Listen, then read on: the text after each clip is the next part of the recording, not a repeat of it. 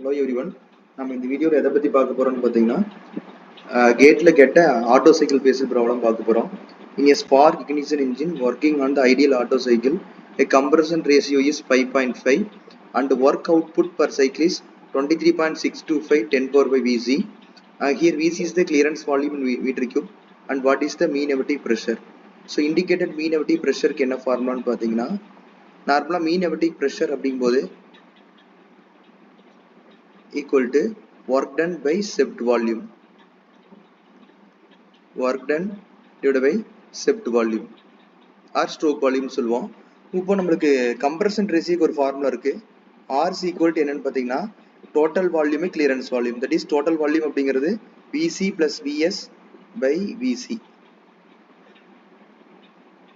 that is equal to 5.5 அப்படின்னு கொடுத்துருக்காங்க. இப்போ நம்ம Vs உண்டான வேல்யூஸ் நம்ம எடுத்துக்கலாம். that is Vc plus Vs is equal to இது கிராஸ் மல்டிப்ளை பண்ணும்போது என்னன்னு பார்த்தீங்கன்னா 5.5 Vc.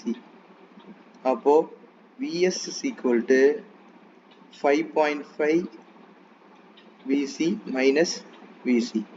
அப்போ Vs is equal to 4.5 Vc. இப்போ நம்ம என்ன பண்றோம்னு பார்த்தீங்கன்னா இதை அப்படியே சப்ஸ்டிட் பண்ண போறோம் இண்டிகேட்டட் மீன் பிரஷர்ல.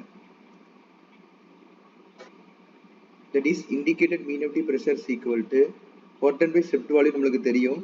அப்போ work doneங்கிறது என்னன்னு பார்த்தீங்கன்னா 23.625 into 10 power 5 Vc divided by 4.5 Vc.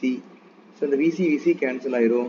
So indicated mean pressure substitute பண்ணும்போது அதோட வேல்யூ ஈக்குவல் டு உங்களுக்கு என்ன வரும்னு பார்த்தீங்கன்னா 5.2 பார் 5.2 பார் வேல்யூ கிடைக்கும். ஏதாவது டவுட் இருந்துச்சுன்னா கமெண்ட் பண்ணுங்க.